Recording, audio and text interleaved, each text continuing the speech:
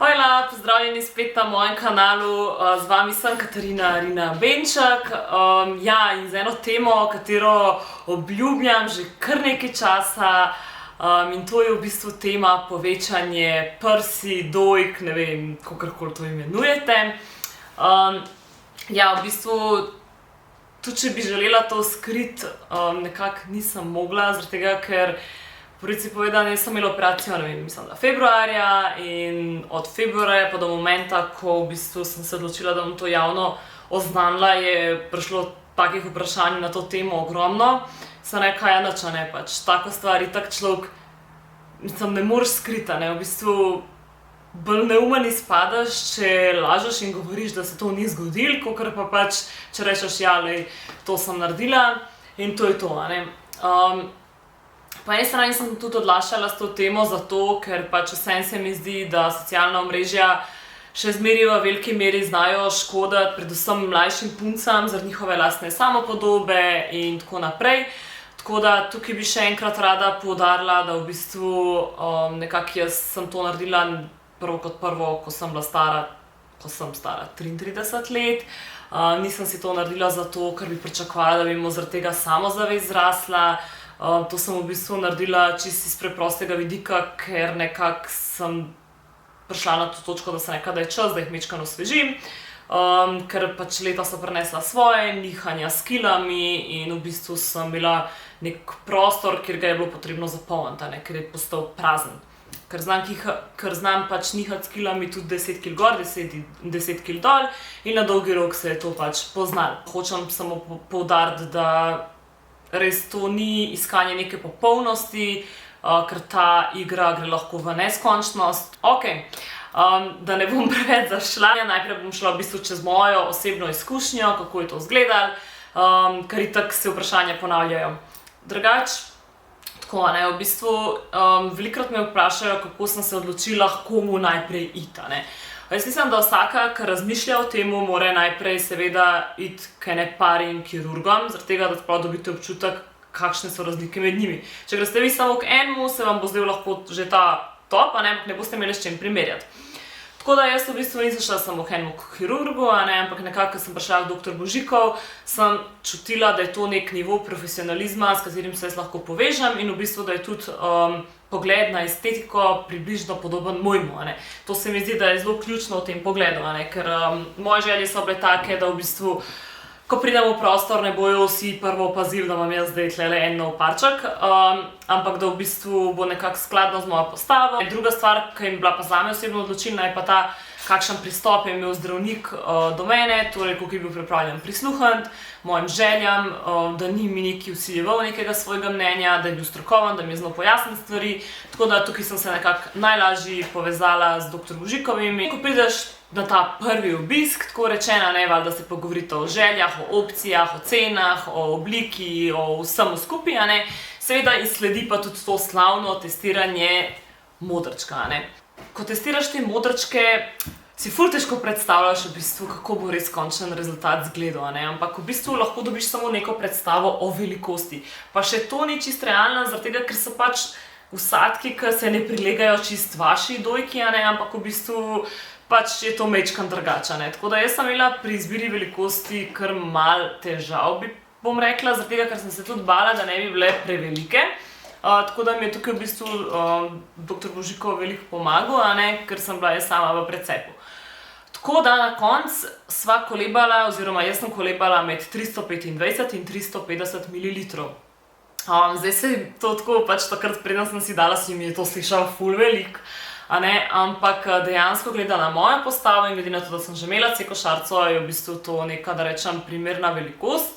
Seveda bi šla lahko tudi v večje, lahko bi šla tudi v manjše, ampak po vsej verjetnosti, če bi šla v manjše, res ne bi bilo sploh neke blazne razlike. Seveda sva se pogovorila o vsadkih, kakšne vrste obstajajo. Veliko vas me je vprašali, če imam okrogle ali kapljičaste. Jaz imam okrogle vsadke, ker tudi v bistvu zadnja leta, že da ne bom rekla, ker v 95% se odločajo za okrogle vsadke. Kapljičasti so prav za posebno obliko prsi, katere doktor v bistvu sam vidi, in pri meni sploh ni bilo dvoma, jaz sem imela že prej okrogle dojke, tako da sva ostala pri tej obliki. Moji vsadki so pod mišico, zdaj tako, je res, da je to okrevanje nekoliko malo bolj zahtevno v narekovajih, ampak to je samo v prvih parih dneh, potem je pa v bistvu okrevanje približno enako. Zakaj smo se odločili za podmišico? Glih iz tega razloga, ker jaz niham s kilogrami in ponovadi, ko niham s kilogrami, niham predvsem v zgornjem delu. Tako da v bistvu tudi iz tega razloga pol nekako lahko se zgodi, da če damo silikon oziroma vsadek nad mišico, da nekako se ga potem bolj vita. Tako da če date pa vi vsadek pod mišico, ga pa avtomatično že majčkeno bolj skrijete in izgleda vse skupaj bolj naravno. Tako da vseeno jaz sem nekako stremela k temu, da bi bil moj videz še vedno nekako naraven, kakor se pač da. Tako da ja, v glavnem okrogle, pod mišico, okej. Seveda doktor se pogovori z vami tudi o vseh zapletih. Jaz sicer nisem tak človek, ki bi imela 1001 vprašanje o zapletih, ker čisto po pravici povedano, mene operacije sploh ni bilo strah. Res do onega momenta, dokler nisem vstopila v nekako bolnico, in se zavedala, ok, zdaj gre pa zares, pa še takrat je bilo tako zgodaj, da nisem funkcionirala, nekako nisem imela tega straha v sebi, da joj, kaj pa zaplet, pa ta zaplet. Ja, pač doktor ti pove ti neke najbolj pogoste zaplete, ki se lahko zgodijo, ampak pač nisem se želela s tem obremenjevati, niti ne želim dajati energije v neke negativne stvari. Tako da sem šla na operacijo čist sproščeno, operacija je trajala, koliko je že trajala operacija? 1 uro pa pol ali 2? V glavnem vem, da 7:15 sem bila tam, ob 3 popoldne sem šla že praktično domov. Tako da to je res en krajši obisk, to te dajo seveda v narkozo, nekateri se me spraševali, če je to lokalna anestezija, ne. Ni, zaradi tega morate tudi, preden greste na operacijo, opraviti določene krvne preiskave, če te ne štimajo, žal operacija odpade. Tako da ja, v glavnem te uspavajo, jaz sem tako hitro zaspala, da se sploh v bistvu zdravnika sploh videla nisem, praktično, niti ko je prišel, niti ko sem se zbudila, ga pa itak ni bilo. Tako da, na kliniki so bili zelo prijazni, res vse ti razložijo, kako pol naprej z okrevanjem in tudi res te tudi založijo s tableti. Jaz moram kar potrkati, da nekako sem kar dobro prenesla to operacijo. Sicer dobimo res za domov, dobiš tablete prvo ene, ki so res za prva 2 dni, ki so najmočnejše. Dobiš pa še nalgesine, če bi si želel pomagati. Tako da res glede tega poskrbijo, da ste založeni. Imate tudi številko od doktorja, če bi bilo karkoli narobe, ga lahko pokličete. Je pa res, da mora biti nekdo z vami tista prva 2 dneva, zaradi tega, ker se ne morete sami v bistvu dvigovati. Pač malo ste tudi tako omotični, še po tisti narkozi, tako da je fajn, da je nekdo z vami, pa bog ne daj, če karkoli narobe. Za eno vprašanje vem, da je bilo, kdaj sem pač prvič kot že šla malo ven, pa tako jaz sem šla res na naslednji dan in to res ni najbolj pametno, kako ne rečem, ampak pač jaz res moram potrkati, jaz sem samo vzela tisti 2 tableti, ki sem jih dobila za prva 2 dni, niti enega nalgesina nisem spila, ker pač meni bolečina ni bila sploh tako nevzdržna. Pač čutila sem, da se je pač tukaj nekaj zgodilo, logično, ampak ni bilo pa zdaj tisti, oj, ne morem, ne vem, pač ne, enostavno ja, roke res ne moreš dvigovati, boh ne daj se opreti na roke, tudi še kar nekaj časa, v bistvu malo. Te more, ne vem, mene je pač Marko dvigoval, v bistvu tudi njemu so pokazali, na kakšen način te dviguje, da lahko ostaneš iz postelje, ker prva 2 dni je res priporočeno strogo mirovanje. Prvi pregled, jaz sem imela operacijo v petek, prvi pregled sem imela že v ponedeljek. Vse je potekalo, hvala Bogu, brez zapletov. Tukaj je bilo tudi eno vprašanje, če sem imela kakršnekoli tiste cevke, da v bistvu, da odhaja tista tekočina, pač ne. Tukaj v bistvu jaz nisem niti videla svojih šivov, niti nobenih cevk nisem imela, nič. Pač enostavno to je danes že toliko vse napredno, da pač res gre vse tako mimo elegantno, da ti sploh jasno ni. V glavnem po teh od ponedeljkov sem prišla na prvi pregled, me je takrat zdravnik opozoril in je rekel, da se pač ne pripravim, da pač dojke, tako on govori dojke, tako da sem že začela, v glavnem, da dojke ne bojo lepe in dojke so res smešne. Pač ne moram drugega reči, dojke so smešne, on je rekel, dojke so grde, ampak meni so bile smešne. Pač res so čist deformirane in takrat, ko jih vidite, res ne sklepite ničesar, ker boljš da ne. V glavnem, pol dobite tisti kompresijski modrček, kjer ga morate nositi 24 ur na dan, še nadaljnjih 14 dni. In jaz sem ga res nosila 14 dni non-stop. Jaz sem priporočila, da si vzamete kar 2 modrčka, ker sem imela enega in potem sem ga tisti prala in sem sušila in v glavnem Priporočam vam 2, če se odločite za kaj takega, ker itak sploh niso neki dragi, a ne. Tako da pač si vzameš tisto pa si menjavaš, a ne. Tako da druga stvar, ki je taka, je to vprašanje glede šivov, a ne. To je bilo tudi eno tako pogosto vprašanje. Jaz šivov sploh videla nisem, niti ni nič mi odpadalo, a ne. Jaz verjamem, da v bistvu imela sem taki neki 2 nalepkici, tako da v bistvu oni že kot nekako zalepijo kožo skupaj, sploh niso prav šivi, a ne. Tako da, kakor sem rekla, to je šlo tako čisto elegantno mimo mene in potem sem tisti modrc nosila in tako sploh nisem hotela neki ful preveč gledati svojih jušk, po pravici povedano. In sem tam čakala, da tako res gre 10 dni mimo, 14 dni, da so se tako malo polegle, ker v bistvu, ker daš ti nek tujko telo, a ne, telo odreagira in se v bistvu kar tako malo, a ne, pač se malo vse skupaj tukaj napihne, pa se to skupaj cela, ne, tako da res ne izgledajo najlepše. Tam do 6 do 8 tednov se odsvetuje totalno kakršnakoli fizična vadba, a ne, se pravi telovadba odpade, obiskovanje različnih saven, bazenov, vse, kar bi lahko v bistvu ogrozil vašo rano, se pač odsvetuje, a ne, tudi kakšno upiranje na roke, zaradi tega morate biti zelo pozorne, da ne delate karkoli takega, da se vam ne bi rana odprla. Ja, spati je treba na hrbtu. To je en ful problem in tudi meni je bilo najlažje, jaz nekako v bistvu spim več ali ne na trebuhu, včasih malo na boku, ampak takrat moraš pa res spati na hrbtu. Ampak meni pač enostavno je to kar nekako šlo. Mislila sem, da bo to težje, pa ni bilo, pač postavila sem se na hrbet, čakala, da zaspim in to je bilo to. Itak ti čutiš, da je nekaj tukaj in nimaš niti neke želje, da bi se zdaj kar obrnil na trebuh in pač zaspal, a ne, pač nekako ne, ker vseeno se moraš malo navaditi, a ne, da je tukaj nekaj novega v narekovajih. Tako da, pač ja, jaz sem tistih 6-8 tednov spala na hrbtu in pol v bistvu, ko je ta čas šel mimo, sem nekako počasi se začela obračati na trebuh, spet nazaj. Drugače pa se bom ustavila pri tej temi, ker to je bilo pa po mojem največje vprašanje, je bila pa ta breast implant illness, a ne. To je v bistvu zdaj nekaj, kar, ne vem, pač enostavno je prišlo tudi do nas, a ne. In se o tem ogromno govori in vprašanja so bila, če se kaj bojim tega, kaj mislim o temu in to dejansko vprašanje je bilo, da sem šla to kar sama že malo raziskovati, a ne, kaj se sploh s tem dogaja. In tako je, a ne, v bistvu uradno ta bolezen potrjena ni, zaradi tega, ker so znaki te bolezni v bistvu tako široki, a ne, tudi, ne vem, zdaj za tiste, ki ne veste, simptomi breast implant illnessa, to so v bistvu lahko utrujenost, anksioznost, nespečnost, težave s kožo, pač tako depresija, kup enih takih lastnosti, katere zelo težko bi rekli, težko bi zdravniki potrdili to diagnozo, da bi rekli, aha, to je pa zaradi vsadkov, a ne. Tako da v bistvu tukaj neke potrjene teorije zaenkrat to uradno še priznano ni. Tako da jaz sem šla pol to malo še naprej raziskovati in obstaja res kup žensk, ki opisujejo od odpadanja las, ne vem, pač vseh možnih nekih situacij, katere pripisujejo vsadkom. Jaz zdaj osebno se tega ne bojim.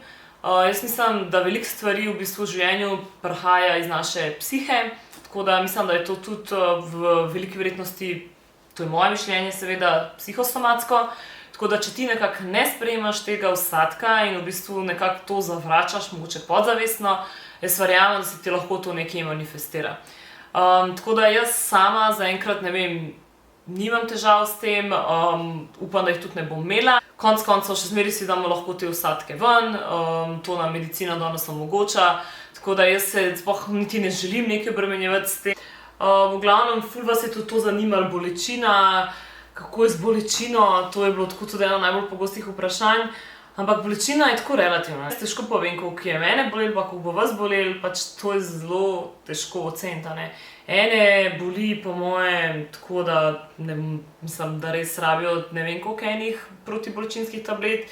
Jaz sem vam povedala, kakšna je moja izkušnja, ne, in vsaka izkušnja je zelo, zelo specifična, čisto drugačna, vsak bo to po svoje doživel. Jaz lahko samo povem, da je zelo pomembno, da ste pač takrat v dobrih rokah doma in da tudi v bistvu vas doktor pripravi na okrevanje, da vam povejo vse potrebno, kar meni so in tudi je šlo res vse mimo, zaradi tega tudi brez zapletov.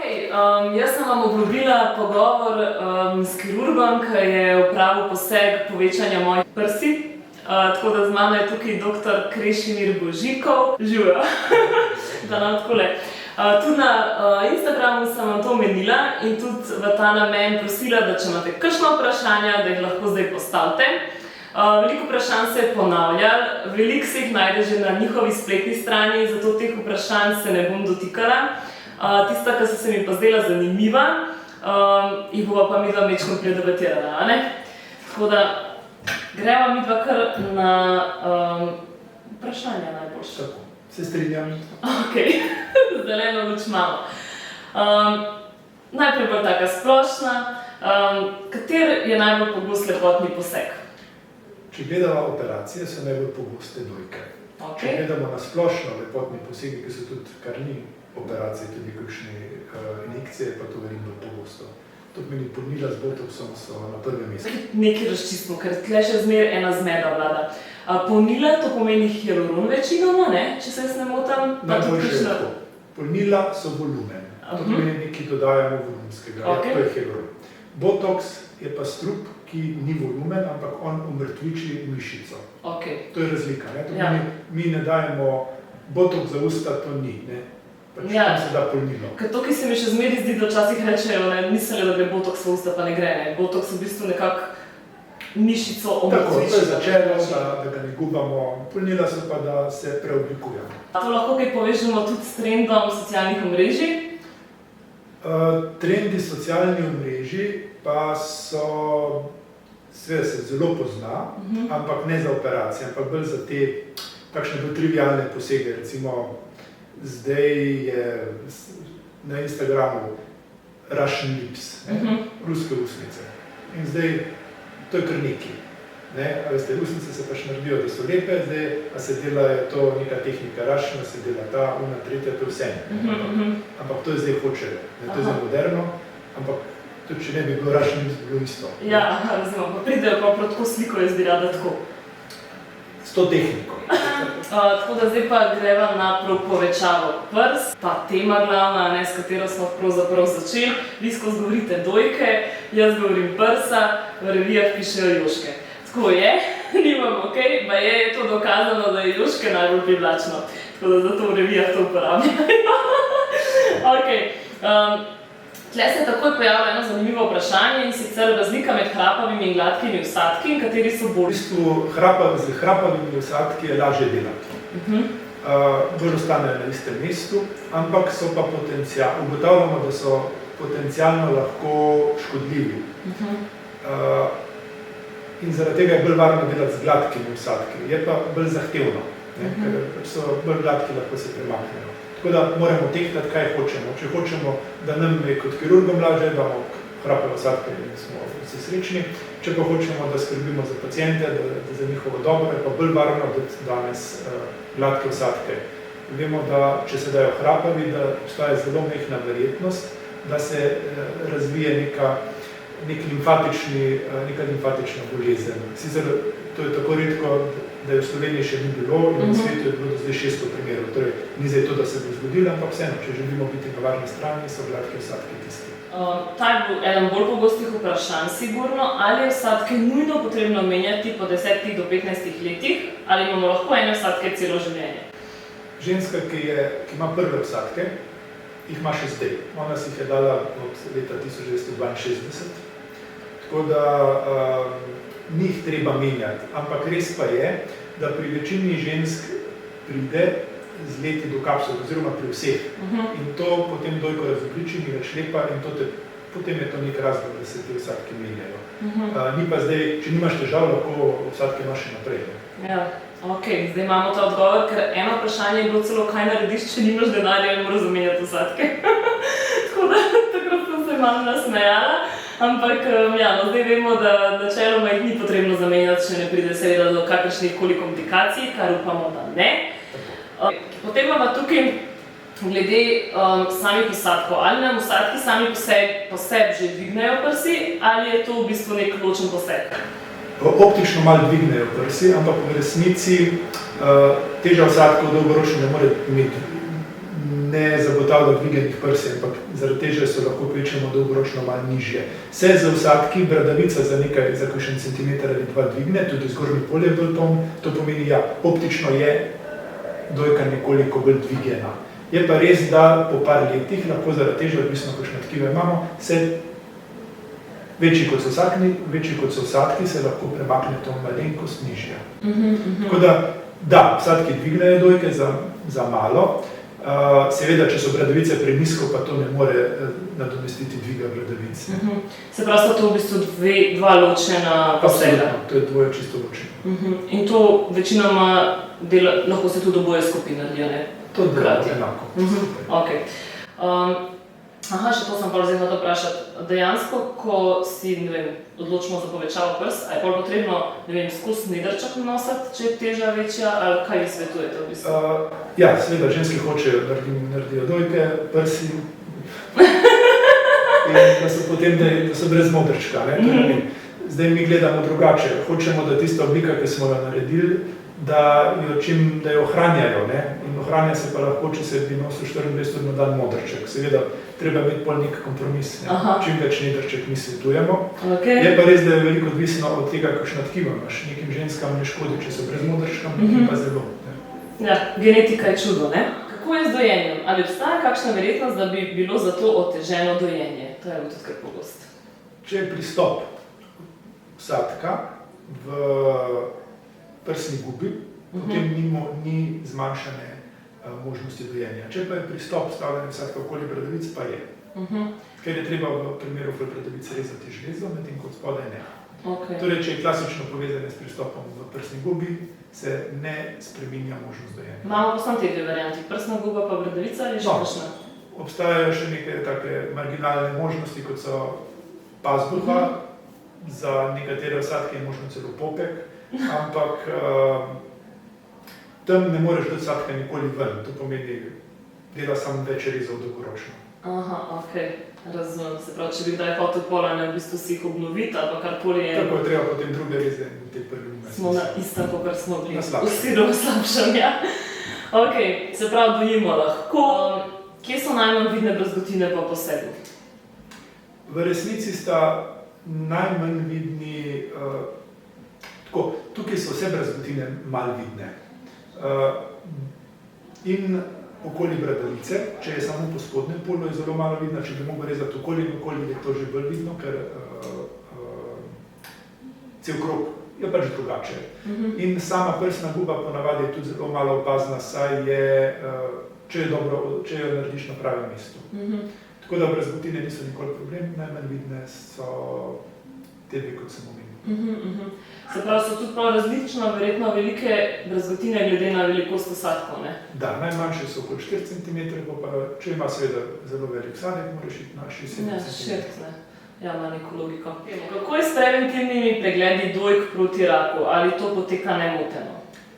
Da, to je treba delati ne glede, ali si ostaviš vsadke ali ne. Morajo pa zdravniki, ki gledajo dojke, to vedeti, ker pri nekaterih preiskavah morajo dodatne projekcije narediti. Tako da to je nemoteno, mora pa zdravnik, ki to opravlja, vedeti. Kdaj je okrogle in kdaj kapljičaste vsadke? Kapljičaste vsadke so prišli na tržišče pred okoli leta 2000. In takrat je bil trend, da je to nekaj naravnega in okroglo, da je umetno. In seveda smo vsi plastični kirurgi šli na kapljičaste vsadke in z leti smo videli, da samo dejansko zelo majhen procent žensk ima korist od kapljičnih vsadkov glede oblike dojk, razen seveda, da morajo več plačati in da lahko imajo zaplet glede rotacije. Torej, zdaj vemo, da približno 10% vrst dojk ima korist, če se uporabi kapljičasti vsadek, proti okroglosti. Večina oblik dojk pa nima koristi, ali kapljica ali krogec. Se pravi, če jaz prav razumem, kaj ta kapljičasta se lahko tudi kaj zerotira, kaj to je lahko... Ja, kapljica je sferična, torej ni enako je tako obrnjena ali tako, medtem ko v krogu je vse enako obrnjeno. Vsadki se vedno lahko malo zasučejo in to je problem pri kapljici. Skratka, zelo majhen procent žensk, to je oblik dojk, ima korist od kapljic. In tiste, ki imajo, in to povem, tiste, ki pa menim, da ni koristi, pa nima smisla vzeti kapljico, je bolje vzeti. Aha, to pa vi vidite, kaj je. Tako. To ne morejo pacienti vedeti, to ne vem. Aha, okej. Tako da morate zaupati svojemu kirurgu. Zdaj imamo še eno, kaj je boljše pod mišico ali nad mišico, ker to so me tudi spraševali, jaz imam namreč pod mišico imam vsadke, tako da kaj je zdaj boljše in kakšne so prednosti. Vsadki morajo biti dovolj globoko, da se ne tipa rob. Ne? In če si zelo koščen, suh, imaš malo tkiv, je treba dati globje, torej pod mišico. Če je žleze dojke veliko, pa lahko daš tudi nad mišico. Torej, spet je treba poslušati kirurga. Kaj pa glede okrevanja, je kaj lažje, težje? Ja, prvi deli so težji za pod mišico. Dolgo, mislim, po enem tednu je vse, ampak prvi teden je razlika. Okay. Imamo še enega. So lahko dojke, bradavičke po posegu manj občutljive oziroma jih slabše čutimo in zakaj? 10% žensk ima težave z občutljivostjo bradavice po operaciji. Namreč, ko se dela prostor za osadek, je seveda treba prekiniti vse strukture in tam so tudi mehni živčki, ki vraščajo, ki oživčujejo bradavico. In če jih je treba prekiniti, ne moreš reči, da tega pa ne bom da počutila, ampak ker je treba narediti prostor na pravem mestu. In dejansko ugotavljamo, da pri 10% se malo zmanjša občutljivost. Ampak to se ne da spremeniti. Če hočeš imeti vsadke, pač to treba za zakup. Kakšno je pa vaše mnenje o breast implant illness? Jaz sem to šele pred kratkim zasledila, slučajno tudi na socialnih mrežah, že po operaciji. In sem prvič se srečala s tem, vi verjetno to že poznate. Ja, to v resnici zdravniki kot diagnoze nimamo, to je internetna diagnoza, to je breast implant illness, to je diagnoza socialnih omrežij, ampak v resnici pa lahko vsadki, to je tujek, telesni tujek, oziroma tako, tujek lahko telesu tudi ne paše. Ja, da zavrne. In približno procent žensk ali tudi manj bi lahko reklo, da nekih tujkov ne prenaša. Ali čutijo vsadke, ali čutijo premik ali bolečino, jim ne pašejo vsadke. Če se to zgodi, se lahko še vedno pogovarjamo, ali te to toliko moti, da vsadko ne bi imel, ali pa je to vseeno sprejemljivo in vsadke imamo. Po drugi strani pa veliko, če gledamo ta socialna omrežja in to breast implant illness, je kar ne vem koliko 100,000 followerjev, ne vem česa, pa pripisujejo ženske vse mogoče težave, ki jih imajo vsadke. Nekatere ženske si tudi vsadke zaradi tega odstranijo. In ravno pri teh, ki se vsadke odstranijo, se ugotavlja, da pri večini se ti problemi za kratek čas prvih par mesecev popravijo, zdaj je to placebo, ne vem, ampak pri večini pa pridejo nazaj. Je pa res, da pa obstaja zelo majhen delež teh žensk, ki pa dejansko potem nimajo težav, ki jih opisujejo. To pomeni v resnici, ampak to je se gre v promilih. Lahko obstaja kakšna oseba, ki vsadki v resnici ne pašejo. To pa ne moremo vedeti vnaprej. In ni pa to, da bi zaradi tega vsadki bili prepovedali zdravju škodljivi. Tega pa ni. Torej, te breast implant illness je v resnici zelo napihena, ampak to ne pomeni, da v resnici katera ženska pa zares nima zaradi tega težav. Mislim, sigurno lahko, kdaj telo zavrne nekaj, ne.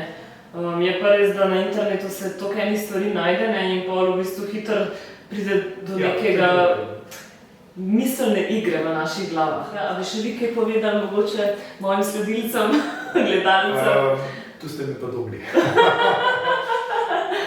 Meni se zdela to odlična ideja, da pač ste predlagali, da me par stvari še vprašate in to je v bistvu edukacija, ne, za ljudi širše, ne, tudi za tiste, ki niso bili še tule na obisku in se mi zdi, da je to zelo dobro, da ste se dobro spomnili. No, super, hvala. Jaz bi tukaj rada še enkrat pozvala, ne, da v bistvu veliko stvari najdete na spletnih straneh od kirurgov, sploh klinika Božiko ima lih prenovljeno spletno stran, če se ne motam. Tako da glede cen in vseh ostalih zadev, ki ste spraševali, je vse zelo lepo prikazano na spletni strani, tako da dejansko na ta vprašanja ne vidim nekega smisla odgovarjati. Za vse ostalo se še vedno lahko obrnete na kliniko. Vam jaz iz prve roke povem, da so zelo odzivni in boste sigurno našli nek termin, prišli na posvet in zvedali vse, kar morate in še več. No, v glavnem toliko od naju. Me veseli. Enako. Jaz bom pa verjetno še kaj povedala pol v kamero. Čau!